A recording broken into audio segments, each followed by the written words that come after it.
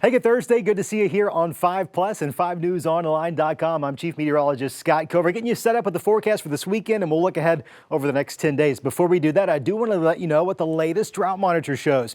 We get this report every Thursday, and it's not a secret that we were in a really bad drought for a really long time. In fact, we were in this extreme drought across parts of northwest Arkansas for a few weeks. Of course, we benefited from a really good soaking rain a couple of weeks ago, but even despite all that rain, we are below average or below where we should be this time of the year. That's why it still shows a little bit of drought, but we're doing better. We're making some improvements. And over the next few days, we're probably going to see some more rain, which will help further put a dent in that ongoing drought. Today, we didn't see any rain. We were dry as a bone. Beautiful, beautiful blue skies all across the area. And the reason why? Well, it's this fella right here. It's this area of high pressure that's pretty much been centered pretty much right on top of us. And it's going to be there again tomorrow, which is going to keep our Friday nice, dry, and sunny. It also means it's going to get cold overnight. We'll take more of a look into that in a minute. We're also tracking this next weather maker that's just now moving ashore on the west coast. That one is going to provide some rain chances Sunday into Monday.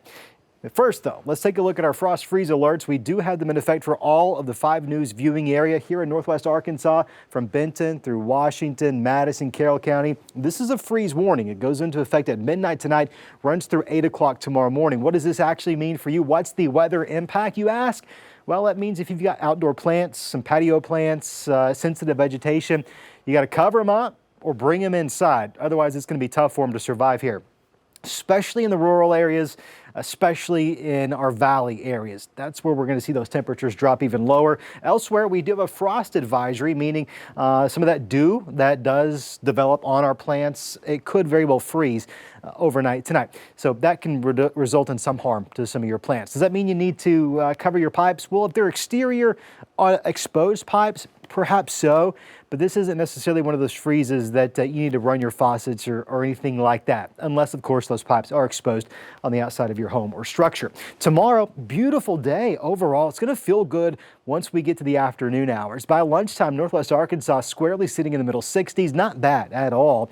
We'll be warming up throughout the course of the day, but once that sun starts to set a little after 5 o'clock, those temperatures, of course, do start to come down. Much of the same expected in the River Valley. Cold start, mild afternoon, no complaints at all. If you're heading to a high school football game, dress warm, okay, especially in layers. I think at the kickoff, 7 o'clock-ish, not a bad start. But by the second half of a lot of those games tomorrow evening, it's going to start to get chilly pretty quickly. Overall, high temperatures expected in the upper 60s, low 70s across the region. That's going to be due in part to not only that high pressure keeping us under an abundant amount of sunshine, those winds out of the southeast also going to help to warm us up just a little bit. What's this translate to going into the weekend? Well, Saturday's Razorback game looks to be fantastic. It'll be chilly for those early morning tailgaters. Kickoff scheduled for 11 o'clock Saturday morning. We'll have a couple more clouds in the sky. It's going to be a breezy day. Winds out of the south, 25 miles per hour at times. That's going to help warm us up. So kickoff, 60 degrees, probably by halftime, let's say mid-60s out there. Pretty comfortable. Another day, though, probably want to dress in layers. It's just that time of the year. By Sunday, we start to see some changes. This is noon Sunday. Perhaps we've got a couple of spotty showers out there. Moisture's returning to the area with those southeasterly winds, so it's going to get a little bit more humid, and we're also going to be tracking this deepening area of low pressure. This is the guy that's just now moving on the west coast. It's slowly but surely going to be working its way our direction. It digs in, starts to strengthen a little bit, swings us a cold front, and rain chances start to increase as a result. Best chances of rain are going to be probably into Monday, but we will start to see some chances as early as late Sunday evening. That area of low pressure gets a little bit closer where you find those yellows, probably better chances of rain, perhaps heavy at times, but nonetheless, we'll certainly see a decent chance of rain as the front itself starts to move into the area. Right now, most guidance suggests probably Monday, early afternoon into the evening. That's not to say there won't be rain before or after that, but the bulk of it likely passing into the area by the afternoon and evening hours. Some guidance is suggesting that there will be some ingredients in place to support some severe storms. At this point, it doesn't look to be a widespread severe weather outbreak, but enough of a chance that I want to put it on your radar, so to speak, just to be on the safe side, give you a few days heads up. It's certainly something we're going to be tracking very, very closely over the next few days. High pressure builds in on the backside of this system for our Tuesday, so we're likely dry on Tuesday. We'll have to watch Wednesday and Thursday of next week with a couple more fronts moving into the area.